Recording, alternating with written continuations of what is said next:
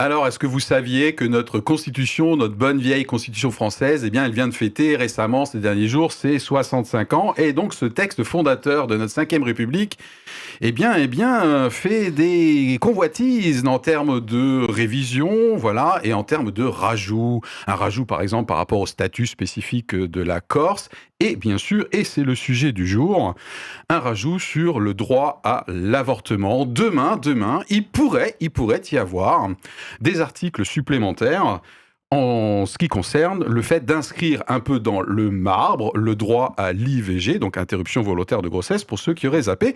Donc une émission aujourd'hui, alors non pas du tout orientée pour ou contre l'avortement, mais bien centrée sur les enjeux de cette, attention je vais essayer de le dire sans bafouiller, constitutionnalisation de l'IVG. Voilà, donc dans quelques instants, dans quelques minutes, nous allons tous être au clair, j'espère y compris autour du plateau, voilà, sur les enjeux et pouvoir vous faire, chère audience, une opinion sur cette actualité en tant que chrétien. Pas crétin. Benoît, le sujet, quand il arrivait dans ta boîte aux lettres, réaction. On veut tout savoir. Réaction, on veut tout savoir. Disons que faire une loi pour encadrer l'avortement et que ça soit fait de manière un peu plus safe que clandestinement, oui. De là à le mettre dans la Constitution, je vois pas le bénéfice pour la société que ça pourrait apporter. D'accord, donc c'est ce que tu vas défendre comme position parmi nous aujourd'hui. Très bien. Anita se charge de la confession dans un instant. Et moi, lorsque le sujet est apparu d'abord dans ma tête avant d'arriver dans votre boîte aux lettres, wow, ça fait des rimes. J'avoue que j'ai été soulagé d'avoir enfin un angle où je peux aborder ce sujet que je refuse d'aborder déjà depuis des mois et des mois et des mois. Pourquoi un angle ? Me dire, tiens, l'angle de la Constitution. Donc je suis très soulagé de pouvoir aborder ce sujet avec un angle que j'espère être quand même relativement pas trop torride, quoi. Et encore, je mesure mes mots. Alors, voir si du côté torride, du coup, va être enflammé, c'est le cas de la confession tout de suite par Anita. Alors, autant vous le dire, mais entre la Constitution de 1958 et moi, il existe une certaine affinité. Oh, j'aime pas quand elle a les yeux qui pétillent comme ça craint là. Nous sommes nés la même année, quoique je sois son aîné de quelques mois. Elle les fait pas, hein. Ah, non, ça, non. Benoît, la Constitution ou moi ? Bon. Alors, plus sérieusement, les deux thèmes, Constitution et IVG, résonnent en moi tant d'un point de vue personnel que professionnel. L'IVG, c'est un des marqueurs de ma jeunesse politique. Au moment du vote, oui, je sais, ça fait longtemps, j'ai 17 ans, et à ce moment-là, je suis pour l'IVG. Par ailleurs, dans ma vie professionnelle, dans la fonction publique, ça m'a conduit à travailler assez directement dans le cadre, d'application de la Constitution, notamment ce qui concerne les collectivités territoriales, et dans la recherche du bien commun. Par contre, je dois le confesser, l'association de ces deux sujets, IVG et Constitution, me paraît complètement inappropriée, voire contradictoire. Pour moi, la Constitution, elle fonde les valeurs d'un pays, elle oriente la vie de la société. L'IVG, c'est un acte individuel, voire intime. Il n'est jamais anodin, mais quoi qu'il en soit, et indépendamment d'être pour ou contre, je ne parle pas de ça, la réalité est qu'au final, il s'agit d'un acte mortifère et inévitablement porteur de frustration et d'injustice. Le droit de la femme à disposer de son corps, c'est une chose. Mais en réalité, ce n'est pas seulement de cela dont il est question. Il y a aussi le droit caché de l'être qui ne verra pas le jour. Et dans certains cas, il y a aussi le droit du cogéniteur, pour ne pas dire le père, qui, lui, peut-être, aurait voulu garder cet enfant. Alors, l'introduction de la liberté ou du droit d'interrompre une grossesse dans la Constitution même ne reviendrait-il pas à poser dans les fondements de cette Constitution un principe d'inégalité de droit entre la femme et l'homme ?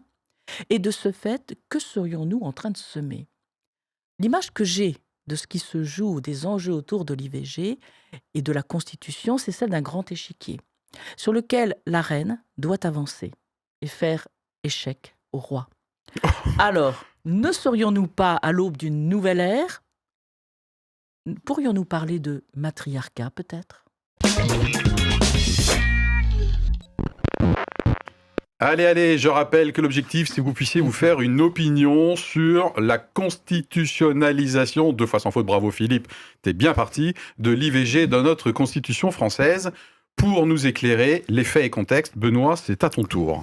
Alors, on va commencer par faire un petit peu d'histoire. Je vais vous présenter un chiffre et on terminera par un peu d'éducation civique, mais partez pas tout de suite, ça va être intéressant. Oh là là, le prof. Donc, un peu d'histoire en 2 grandes étapes. Tout d'abord, la loi dite Veil du 17 janvier 1975, parce que proposée par Simone Veil, qui était à l'époque ministre de la Santé. Cette loi encadre la dépénalisation de l'avortement en France. Celle-ci a été votée en partant du constat que les avortements illégaux et clandestins étaient de toute façon pratiqués, malheureusement, dans de mauvaises conditions. Les conditions étant des stérilités, voire la mort. 2 des arguments qui ont été avancés par Simone Veil lors du vote à l'Assemblée étaient, je cite, « L'avortement doit rester l'exception, l'ultime recours pour des situations sans issue, et que c'est un projet de loi qui interdit l'incitation à l'avortement. » Fin de citation. Donc, qu'en est-il aujourd'hui de l'avortement dans le monde ? Oula. On a constaté un recul dans plusieurs pays.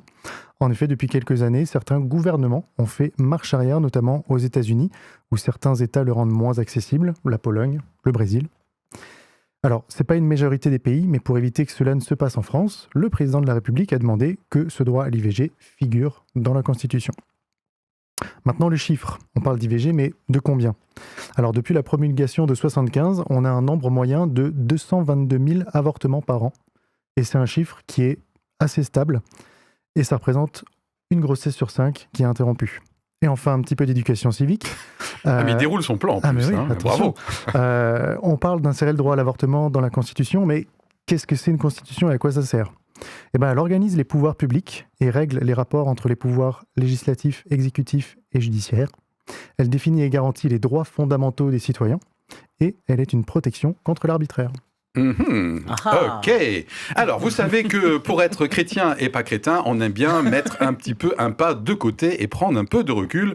C'est ce qu'on vous invite à faire maintenant avec les 2 questions qui suivent. Donc même si ça commence à bouillonner en vous en train d'écouter, alors soit pour une raison, soit pour une autre, eh bien voyons un peu nos opinions sur la question suivante. Si je devais retenir, moi Benoît, moi Philippe, moi Anita, moi notre audience, un seul argument, que je ne partage pas forcément, d'accord, mais qui existe en faveur de l'inscription de ce droit à l'IVG ou de cette liberté à l'IVG dans la Constitution, ça serait quel argument que vous sélectionneriez, comme quoi je l'entends, je peux le comprendre, ça ne me fait pas fuir en courant.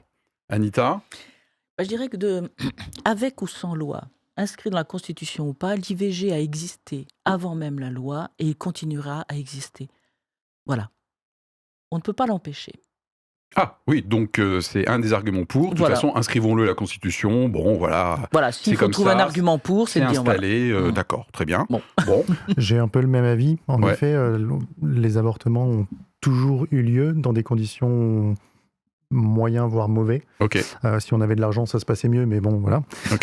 Et donc, le fait de le mettre dans la loi et dans la Constitution peut, en effet, représenter quelque chose de solide qui ne sera pas enlevé, et donc les femmes pourront être un petit peu sécurisées dans un environnement médical approprié. On peut conserver ça. D'accord. Et alors, en ce qui me concerne, j'ai noté qu'effectivement, je peux entendre le risque de recul de ce droit. Hein. Tu as cité des exemples dans le fait et contexte, mais si je devais retenir quelque chose, c'est effectivement la Constitution, quelque part, pourrait potentiellement protéger de manière absolue ce droit et limiter, alors que je pense que c'est déjà relativement réduit, en tout cas en France, les avortements clandestins ou le fait d'aller dans un autre État, pour parler des États-Unis, ou dans un autre pays, si on parle d'Europe, dans lesquels la législation serait peut-être un peu plus accommodante, donc potentiellement avec une inégalité d'accès à l'IVG, et éventuellement des IVG au pire à risque. Hein, voilà. Donc moi, c'est quelque chose qu'éventuellement je peux entendre, même si, en m'écoutant, je ne suis pas super convaincu. D'ailleurs, ça ne vous a pas échappé que je trouve que la réponse à ma question de tous les 3, bon, c'est pas extrêmement convaincant, mais c'est ce petit effort de mettre un pas de côté quand même, pour rejoindre peut-être une position qui, a priori, n'est pas la nôtre. Eh bien, la deuxième question, vous vous en doutez, si je devais retenir un seul argument parmi peut-être plusieurs, comme quoi c'est vraiment pas une bonne idée d'inscrire ce droit à l'IVG dans la Constitution française, quel serait cet argument ? J'avais commencé avec Anita tout à l'heure. Benoît, ta réponse à la question ? Eh bien, disons que quand on vote une loi, c'est le Parlement qui va la voter, mais le Parlement représente le peuple français, donc on peut se dire qu'en 1975, le peuple français a voté pour dépénaliser l'avortement. Ouais. Et pourquoi on n'aurait pas de possibilité de faire marche arrière ? Je ne sais pas. C'est pas ce que je souhaite nécessairement, mais je me dis que là, il y a peut-être une volonté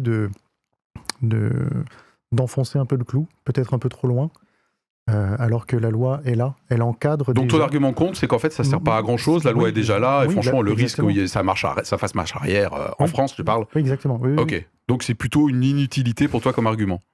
Et je ne comprends pas. Mais tu comprends pas l'intérêt. L'intérêt. Ok, en dehors bien sûr du côté peut-être signal.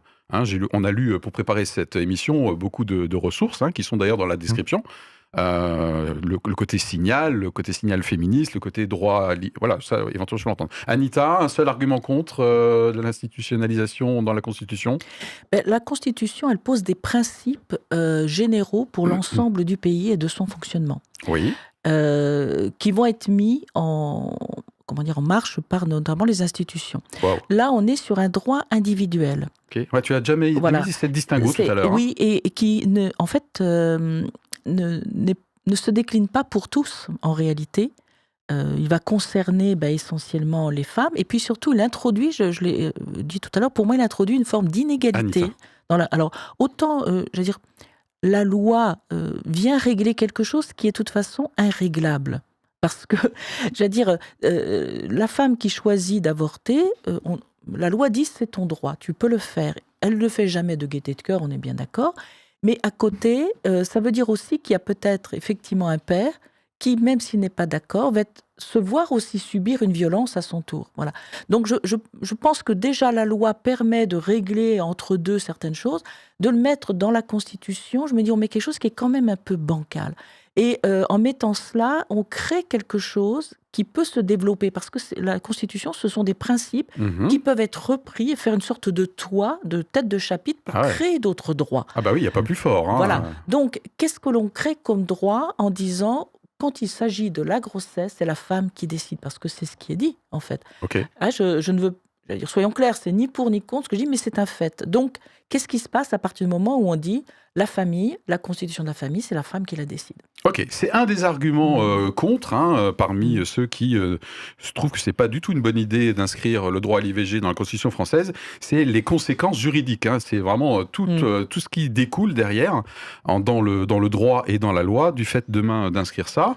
Je verrai également, je triche un peu avec la réponse à ma question, puisque j'apporte plusieurs réponses, c'est pas un seul argument, mais c'est aussi l'équilibre de la loi Veil que tu as rappelé, où là, du coup, l'inscrire dans la Constitution, alors que Simone Veil voulait que ce soit une exception en ultime recours, je cite. Bon, là, du coup, l'exception deviendrait une espèce de règle, même si elle n'est pas faite de gaieté de cœur. Anita, merci pour ce rappel. Mais moi, si je devais répondre moi-même à ma question de manière honnête, l'argument que je retiendrais contre, c'est les risques de restriction de la liberté de conscience. Oui. Liberté de conscience pour les praticiens hospitaliers, qui n'existe déjà pas pour les pharmaciens. D'ailleurs, j'ai appris quelque chose en préparant cette émission aujourd'hui. Et la liberté d'expression, c'est-à-dire que demain, déjà aujourd'hui, je trouve que c'est un sujet hyper chaud, mais demain, le simple fait que ça soit une espèce de pression pour décourager une femme de recourir à cette interruption volontaire, du coup, inscrit dans la Constitution, ça commencerait à devenir un délit, avec en tout cas des poursuites disciplinaires liées à la profession et des poursuites judiciaires. Ça me fait vraiment carrément flipper. Ça serait l'argument que je retiens à mon niveau. Il y a un phénomène de violence malgré tout. Parce que même si, par exemple, la Constitution reprend ça, son sujet, ça veut dire que éventuellement les professions médicales, elles, à un moment donné, se verraient privées de cette liberté. Il faudrait qu'elles démissionnent, concrètement. Voilà, et quelqu'un pourrait dire, je n'exerce plus la fonction de médecin, le métier de médecin à cause de ça. Donc, ça va très très loin, cette histoire. En tout cas, pour moi, ça serait une des conséquences de la constitutionnalisation. 3 fois Philippe, bravo. Dans un instant, des questions un peu plus orientées spirituelles en rapport avec notre foi.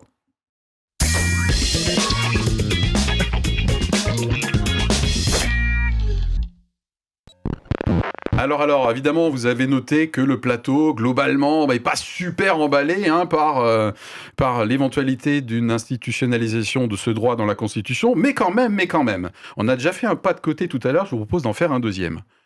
Sous prétexte de notre foi, de nos convictions chrétiennes, en tant que croyants, quelle posture ou quelle attitude il faudrait vraiment éviter? Ça serait contre-productif, ça serait un mauvais témoignage, vraiment une très mauvaise idée. Qui veut commencer? J'ai l'impression que tu as déjà la réponse, c'est ça? Oui, elle est là, mais on elle est là. Quoi, vous avez la même? Je vous rappelle, c'est interdit de se concerter avant l'émission. Là. Non, c'est pas quoi concerté. Ça? Il y a un cartel là? Non. Allez, Anita. Alors, je pense qu'il y a vraiment une chose une porte par laquelle il ne faut pas rentrer, c'est celle du péché. Ne pas venir en disant ça c'est mal. Ok. Je crois que c'est pas la bonne porte d'entrée, surtout par rapport à la Constitution. La loi est votée. Voilà, elle existe de toute façon. Donc, c'est peut-être plutôt aller sur ça veut dire quoi par rapport à la vie de la famille, ça veut dire quoi par rapport à une femme, un homme, etc. Je pense que c'est plutôt rentrer sur comment on peut partager la conception de la famille. Ok, donc j'ai bien noté. Anita nous dit, attention, en tant que chrétien, dans nos milieux, ça peut exister, hein, tout de suite, l'injonction morale, voilà, un péché, pas bien, bouh. Ok. Oui, j'ai fait un bout, je sais. Ça se coupera après au montage. Vous débrouillez la régie, Benoît. Disons qu'en tant que chrétien, j'adhère personnellement aux valeurs chrétiennes. Oui. Sauf qu'il y a une multitude de personnes dans le monde qui n'ont pas ces valeurs-là parce qu'en fait, ils sont tout simplement pas chrétiens. D'accord. Et je vois pas pourquoi, moi, du haut de ma sagesse de chrétien, j'arriverais à dire à tout le monde qu'il faut qu'ils agissent de telle ou telle manière. Non, pas du tout. C'est sectaire que de faire comme ça. Okay. Donc, accueillons l'autre avec ses différences. Okay. Et puis... Tu acceptes que ta foi et tes convictions chrétiennes ne sont pas forcément universellement partagées. Ouais. Scoop. Et du coup, voilà, tu n'imposes pas, voire même tu acceptes. Ne pas juger, ne pas condamner l'autre. Très bien. Pour ses goûts. Moi, je me suis noté un travers dans lequel je veux vraiment pas rentrer et je déconseille vraiment à tout croyant de rentrer. Ça serait le manque d'empathie pour les femmes qui passent par l'avortement, évidemment. Pire, la stigmatisation. La stigmatisation culpabilisatrice, voilà. Tu l'as dit tout à l'heure, je pense que l'avortement, même si je le trouve très très nombreux en chiffres, en tout cas en France, n'est jamais anodin, porteur potentiellement de douleur et de frustration. Et plus on avance dans le terme, je pense plus c'est compliqué. Mais en tout cas, moi j'aimerais bien qu'en tant que croyant, on distingue peut-être une opinion qu'on peut avoir d'un point de vue un peu macro, global, et se rappeler que derrière, il y a toujours des situations individuelles, des personnes qui, à un moment donné, se retrouvent dans des situations dans lesquelles, eh bien, elles recourent à l'IVG, voilà. Et donc, je pense qu'en tant que croyant, je ne dois pas manquer d'empathie et je ne dois pas jeter la pierre pour prendre une image un peu biblique. Voilà, alors, mon petit coup de griffe de la soirée que j'ai hésité à mettre, mais donc je vous ai prévenu. Est-ce que, avant qu'on aborde une dernière question un peu plus spirituelle aussi également, est-ce que si demain c'est inscrit dans la Constitution, on ne va pas se retrouver avec côte à côte, ou presque un côte à côte, c'est question de numéro d'article, mais quelque chose qui existe déjà dans la Constitution, depuis 2007, vous me corrigez si j'ai tort, sur l'abolition de la peine de mort. C'est ça? Voilà, ça date de 2007, donc c'est un rajout, puisque la Constitution date de la date de naissance d'Anita. Voilà, tout le monde aura noté cette information croustillante. Mais demain, il peut y avoir à la fois l'abolition de la peine de mort et en même temps la consécration ou la sacralisation du droit d'ôter la vie à travers l'interruption volontaire de grossesse. Voilà, qu'est-ce que ça vous fait, ça?